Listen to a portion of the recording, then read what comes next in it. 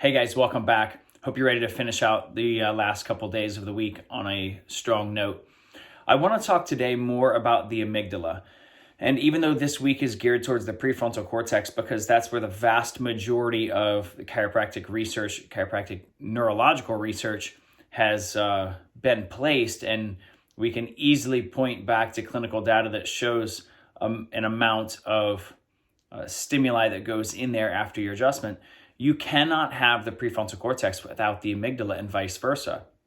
You know, your brain has these deep interconnections and cross connections between its circuitry that make the brain not just regions and not isolated components, but make them part of a really dynamic, complex system that doesn't easily segregate into independent modules.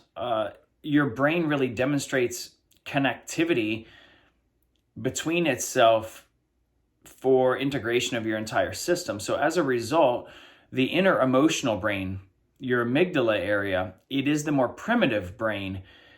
That part tries to understand the problems while the prefrontal cortex, the more rational brain, tries to logically solve them.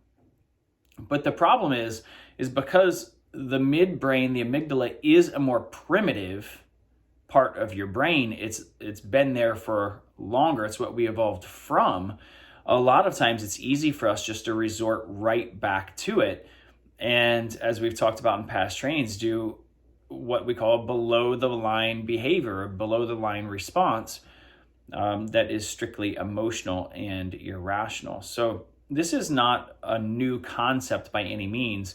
Philosophers talked about this a long time ago, that when your life is really governed by nothing more than impulses towards pleasures, then you're essentially indistinguishable from the untamed animal.